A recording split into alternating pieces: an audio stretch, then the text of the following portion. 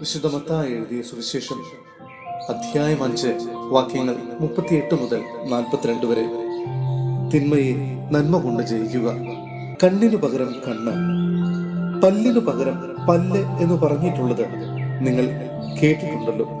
എന്നാൽ ഞാൻ നിങ്ങളോട് പറയുന്നു, ദുഷ്ടനെ എതിർക്കരുത്. വലത്തു കരണത്തടിക്കുന്നവനെ മറ്റേ കരണം കൂടി കാണിച്ചു കൊടുക്കുക. നിന്നോട് വ്യവഹരിച്ച് നിന്റെ ഉടുപ്പ് കരസ്ഥമാക്കാൻ ഉദ്യമിക്കുന്നവനെ മേലങ്കി കൂടി കൊടുക്കുക. 1 മൈൽ ദൂരം പോകാൻ നിന്നെ നിർബന്ധിക്കുന്നവനോടുകൂടെ 2 മൈൽ ദൂരം പോകുക. ചോദിക്കുന്നവനെ കൊടുക്കുക. വായ്പ വാങ്ങാൻ ഇച്ഛിക്കുന്നവരിൽ നിന്ന് ഒഴിഞ്ഞ് മാറരുത്. വിശുദ്ധ പൗലോസ്ലീഹ റോമായിലെ സഭയ്ക്ക് എഴുതിയ ലേഖനം അധ്യായം 2 വാക്യങ്ങൾ 1 മുതൽ 6 വരെ. ദൈവത്തിന്റെ ന്യായവിധി. അല്ലയോ മനുഷ്യ, നീ ആരു തന്നെ ആയാലും മറ്റൊരുവനെ വിധിക്കുമ്പോൾ നിനക്ക് ന്യായീകരണമില്ല. അപരനെ വിധിക്കുമ്പോൾ നീ നിന്നെ തന്നെയാണ് വിധിക്കുന്നത്. എന്തെന്നാൽ വിധിക്കുന്ന നീയും അതേ കുറ്റങ്ങൾ ചെയ്യുന്നു.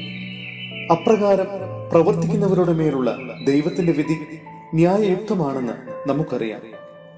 ഇത്തരം പ്രവർത്തികൾ ചെയ്യുന്നവരെ വിധിക്കുകയും എന്നാൽ അവ തന്നെ പ്രവർത്തിക്കുകയും ചെയ്യുന്ന മനുഷ്യ ദൈവത്തിന്റെ വിധിയിൽ നിന്ന് ഒഴിഞ്ഞു മാറാൻ സാധിക്കുമെന്ന് നീ വിചാരിക്കുന്നുവോ?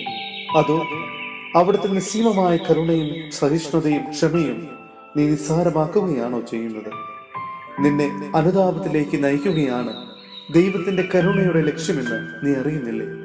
എന്നാൽ ദൈവത്തിന്റെ നീതിയുക്തമായ വിധി വെളിപ്പെടുന്ന ക്രോധത്തിന്റെ ദിനത്തിലേക്ക് നീ നിന്റെ കഠിനവും അനുതാപരഹിതവുമായ ഹൃദയം നിമിത്തം നിനക്കു തന്നെ ക്രോധം സംഭരിച്ചു വെക്കുകയാണ്. എന്തെന്നാൽ ഓരോരുത്തർക്കും താന്താങ്ങളുടെ പ്രവൃത്തികൾക്കനുസരിച്ച് അവിടുന്ന് പ്രതിഫലം നൽകും.